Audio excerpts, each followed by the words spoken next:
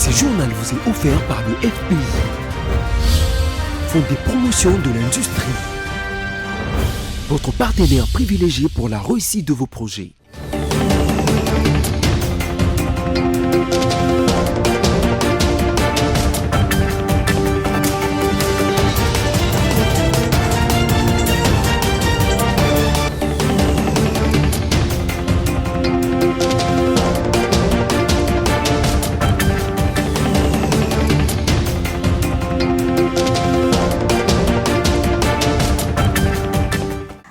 Vous nous suivez à Kinshasa et ses alentours en passant par le Congo-Brazzaville. Bienvenue, c'est le journal sur votre chaîne.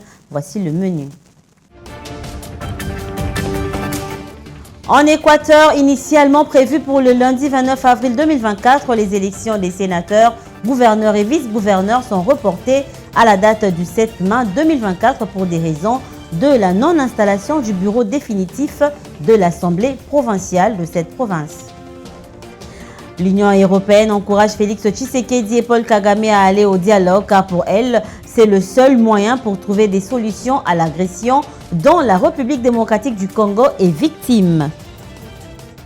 Voilà, c'est pour les menus. Encore une fois, bonsoir et bienvenue. Si vous nous rejoignez, d'abord cette information, le président de la République démocratique du Congo, Félix Antoine Tshisekedi, a reçu tour à tour le jeudi 25 avril 2024 à la Cité de l'Union africaine les ambassadeurs Roxane de Bilderling de la Belgique, Lucie Tamlin des États-Unis d'Amérique et Bruno Aubert de la France.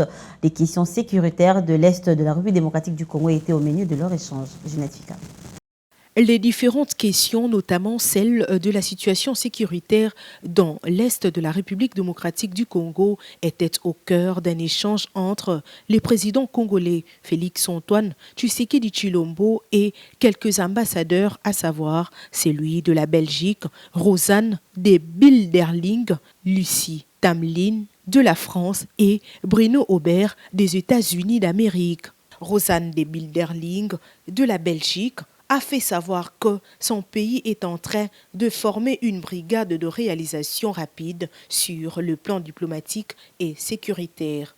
Lucie Tamlin de la France a à son tour renseigné que pour apporter leur soutien au Congo pour une solution pacifique de la situation sécuritaire, ces derniers travaillent pour renforcer la collaboration américaine dans tous les domaines. Enfin, l'ambassadeur des États-Unis, Bruno Aubert, a affirmé que le point sur les principaux dossiers de coopération sur les chantiers engagés depuis la visite d'Emmanuel Macron à Kinshasa l'année dernière a été fait. L'Observatoire de la dépense publique ODEP en sigle accuse les ministres des Finances Nicolas Kazadi de ne pas avoir dit toute la vérité sur l'affaire des surfacturations des forages en RDC. Ceci intervient quelques heures après le briefing presse tenu par l'argentier de la République, Isaac Popima. Moi j'ai obtenu au contraire qu'on baisse. Est-ce qu'on a payé de l'argent sans livrer? Non, moi j'étais ferme, j'ai dit, le contrat prévoyait un premier paiement de 80 millions, j'ai payé 71 millions, je vous laisse d'abord terminer pour 71 millions. Vous n'avez pas terminé, je ne bouge pas. Suite à ce rejet du ministre Nicolas Kazadi face aux allégations de surfacturation lui imputées dans le projet relatif au fourrage, abordé pendant ce briefing presse tenu le mercredi dernier, l'Observatoire de la dépense publique a dans un communiqué indiqué le montant total du paiement que le gouvernement congolais a engagé à ce jour sur le dossier de fourrage n'est pas de 71 millions de dollars comme l'affirme le ministre, mais plutôt de 80 millions de dollars américains avec de versement de 20 millions en 4 tranches. L'ODEP poursuit en soulignant que le niveau d'exécution de ce projet à ce jour est de 29 forages construits. De ce fait, elle encourage ainsi la justice congolaise à s'investir pleinement dans cette affaire pour que la vérité soit connue. Rappelons que le projet des forages est issu d'un contrat signé le 21 avril 2021 et confié au consortium Stevers Construct Sotrode Water. Il consiste en l'installation de 1000 forages dans 1000 localités à travers le pays pour un montant de 398 982 $ en moyenne par station. Et puis on va prendre cette information. Les autorités congolaises accusent le géant américain du numérique d'acheter les minerais stratégiques de la RDC. Elles sont représentées par leurs avocats pour voir clair dans cette affaire. Ces minerais stratégiques sont ceux exploités illégalement par les groupes armés soutenus par le Rwanda, pays agresseur de la République démocratique du Congo. Regardez. Nul n'ignore que la République démocratique du Congo est un pays pétri des minéraux et envié par plusieurs, et c'est avec ces derniers que beaucoup de choses sont fabriquées à travers plusieurs pays. Parmi eux, le géant américain du numérique propriétaire de la grande marque Apple est accusé d'acheter les minéraux auprès du Rwanda pour fabriquer ses produits. À en croire les avocats congolais, cette mise à demeure de la marque Apple vient à point nommé parce qu'au regard des engagements de traçabilité pris par cette firme à la pomme, il y en a creux, un décalage entre le dispositif qu'elle prétend avoir mis en œuvre et la réalité sur le terrain. Visiblement, ça s'explique par la gravité de la situation sécuritaire dans la partie est de la République démocratique du Congo et elle est une source de graves dommages non seulement à la population locale, mais beaucoup plus à l'État congolais lui-même. De son côté, Apple n'est pas resté calme, mais a plutôt réagi à ces accusations à travers son rapport annuel de 2023 qu'il a renvoyé à l'agence France Presse, affirme n'avoir aucune base raisonnable pour conclure que sa base vont directement ou indirectement au profit des groupes armés qui opèrent en République démocratique du Congo ou dans un pays limitrophe. Qui dit vrai, qui dit faux? L'avenir nous en dira. Et puis, au nom du chef de l'État congolais, Félix-Antoine Tshisekedi, les vice-premiers ministres et ministres de la Défense nationale, Jean-Pierre Bemba, a lancé les concertations avec les communautés pour le retour de la paix en Ituri. Le jeudi 25 avril, il s'est rendu dans la ville de Bunia et a été reçu par les autorités militaires et administratives de cette province. Accueilli à son arrivée par le vice-ministre de la Défense et le gouverneur militaire de la province de l'Ituri, dans la ville d'Ebounia, le vice-premier ministre, ministre de la Défense nationale et ancien combattant Jean-Pierre Bemba, poursuivant sa mission d'évaluation des opérations militaires et de pacification dans la province de l'Ituri, a ouvert le concertation directe avec le leader communautaire et le chef de chefferie ainsi que les autorités militaires et administratives de cette province. Juste après le discours du gouverneur militaire Luboya Kashama Johnny, le VPM en charge de la défense nationale a remercié les différents notables. 4 thématiques, dont 5 objectifs spécifiques, ont été travaillés par les délégués des 5 territoires pour la concrétisation des engagements des groupes armés au processus de paix pour élaborer un plan d'action communautaire pour la consolidation des efforts de paix, de sécurité et de cohésion sociale.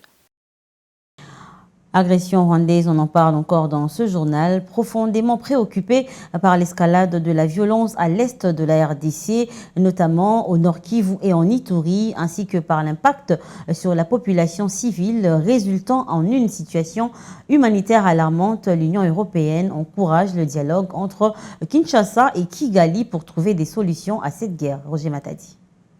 Les temps passent, la situation à l'est de la RDC reste non résolue. Entre-temps, la population congolaise, plus particulièrement ceux de l'est, meurt tous les jours, suite aux attaques des rebelles de M23 soutenus par les Rwandais.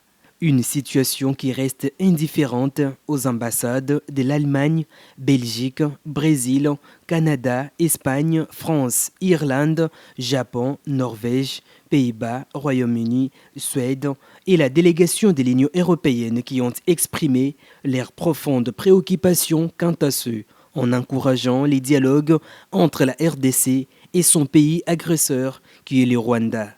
Dans un communiqué de ces ambassades, il déclare, je cite, « Malgré l'engagement des nombreux acteurs et les travail inlassable des acteurs humanitaires, les besoins des populations en situation de vulnérabilité ne sont pas couverts dans leur intégralité. » Il poursuit en disant qu'ils sont profondément préoccupés par l'escalade de la violence à l'est de la République démocratique du Congo, notamment au Nord Kivu et à Ituri, ainsi que par l'impact sur la population civile résultant en une Pour résoudre ces conflits, l'Union européenne souligne que seul un processus politique peut mettre fin à la crise en soutenant les initiatives régionales de paix comme les processus de Luanda. Rappelons que cette déclaration intervient après un voyage conjoint de ces ambassades du 18 au 19 avril à Goma, accompagné par le ministre des Affaires sociales, Modeste Mutinga. L'actualité, c'est aussi que l'armée congolaise a annoncé le jeudi 25 avril dernier avoir arrêté l'ancien député provincial Jean-Paul Ngahangondi lors de l'attaque qui visait la veille une position de FRDC à Mavivingita dans la région de Béni. Images et commentaires. Dans les soucis de multiplier ces stratagèmes en guise de pacifier la région est de la République démocratique du Congo, qui fait face au groupe des terroristes soutenus par les régimes de Kigali, notamment les M23 et bien d'autres, les forces armées de la République démocratique du Congo, conjointement avec l'armée loyaliste de l'Ouganda, engagée dans l'opération Souja, ont œuvré en stoppant l'hémorragie dans le village de Mavivingité en région de Béni, au nord Kivu, la nuit du mercredi 24 à jeudi 25 avril 2024 au cours de la traque des ADF. D'après le capitaine Anthony Mwalouchaï, porte-parole sortant de Sokola 1, Grand Nord, l'ancien député provincial Jean-Paul Ngahangondi était capturé aux côtés des ADF lors de cette opération. Comme vous le voyez à mes côtés, parce que je vous ai parlé de 2 capturés pendant cette opération, nous avons M. Ngahangondi Jean-Paul, qui est connu dans cette région parce qu'il a été député de la législature passée. C'est un député provincial honoraire de la zone, mais curieusement, on l'a trouvé dans l'embuscade au même moment du côté des ADF. On est vraiment désolé parce qu'il y a 4 jours, il a été interpellé par la justice militaire pour une déclaration qu'il avait faite, confirmant que les ADF sont cachés dans les maisons de la population et que notre armée est incapable de dénicher ces ADF.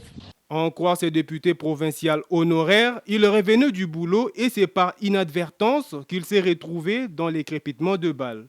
Pour rappel, en 2022, l'intéressé avait passé 3 mois en prison pour outrage au chef de l'État et à l'armée, ainsi que pour incitation à la révolte.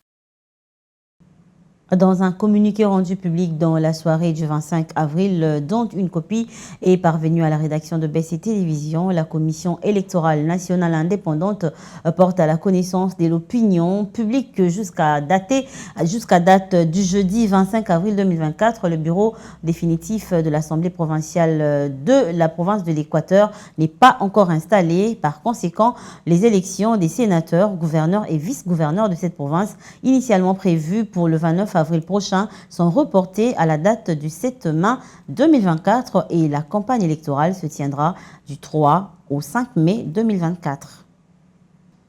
Et en dehors de nos frontières, selon les Nations Unies, plus de 30 personnes sont mortes depuis mi-mars de l'année en cours suite aux inondations qui ont touché plus de 100 000 personnes. Plus de détails dans cet élément de nos confrères d'Africa News.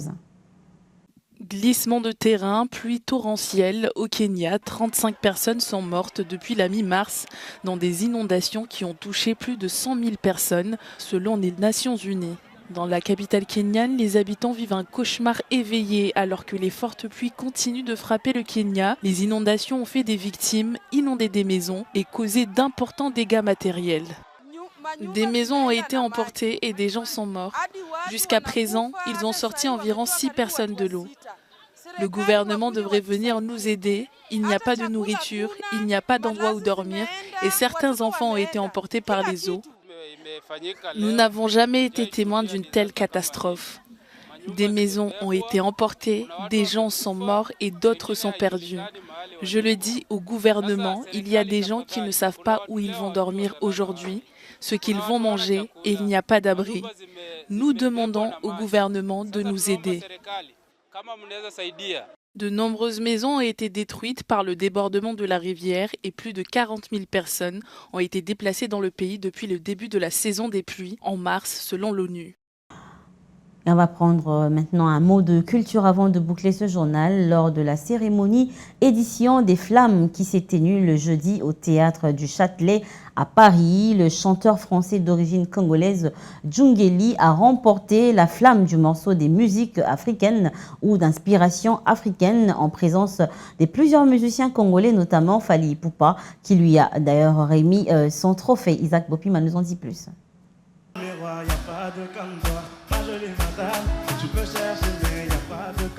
Après une première édition qui a manqué d'étincelles, la cérémonie organisée au théâtre du Châtelet à Paris a fait son retour des flammes. En effet, conçue comme une célébration des cultures populaires, cette édition 2024, qui était animée par l'humoriste politique et piquant Wally Dia, a connu 2 artistes européens d'origine congolaise figurés parmi ses nominés. L'un de ces braves étoiles originaires de la République démocratique du Congo, c'est l'artiste du R&B Djungeli qui a remporté la flamme du morceau des musiques africaines ou d'inspiration africaine. Ça fait énormément plaisir. Je sais même pas quoi dire. Ça me fait plaisir parce que c'est un rêve. Il y a 1 an, je regardais ça à la télé et aujourd'hui, je suis là. Et en plus, je remporte un prix. En plus de Djungeli, la rappeuse belge et petite fille de Tabouley Rochero, Shai, a remporté le clip de l'année face à Aya Nakamura. Pour l'histoire, quand on a sorti ce clip, ça a été la première vidéo qui a été la moins visionnée de l'histoire de mes clips en fait. Et genre, j'étais un peu triste parce que j'étais déçue. Je me disais, on avait une vision et tout, peut-être que les gens n'ont pas compris et tout. Et plutôt cette année, j'ai gagné mon premier prix grâce à ce clip, et là c'est le 2e. Donc Dieu, il avait un plus grand projet pour moi. Il s'y est de noter que la flamme du morceau de musique africaine ou d'inspiration africaine récompense le morceau qui s'inscrit dans le paysage des cultures populaires, mais dont les sonorités puisent leur inspiration dans les courants musicaux issus du continent africain.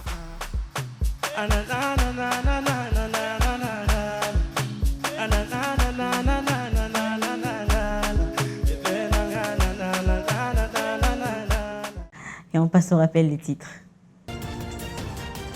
Initialement prévues pour le lundi 29 avril 2024, les élections des sénateurs, gouverneurs et vice-gouverneurs sont reportées à la date du 7 mai 2024 pour des raisons de non-installation du bureau définitif de l'Assemblée provinciale de cette province. L'Union européenne encourage Félix Tshisekedi et Paul Kagame à aller au dialogue car, selon elle, le seul moyen pour trouver des solutions à l'agression dont la République démocratique du Congo est victime.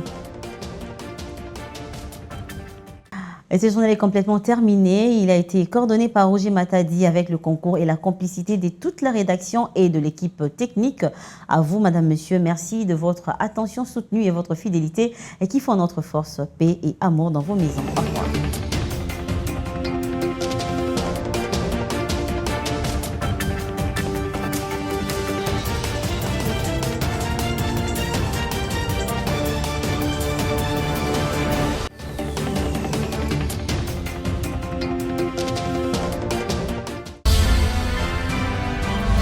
Ce journal vous a été offert par le FPI, Fonds des promotions de l'industrie, votre partenaire privilégié pour la réussite de vos projets.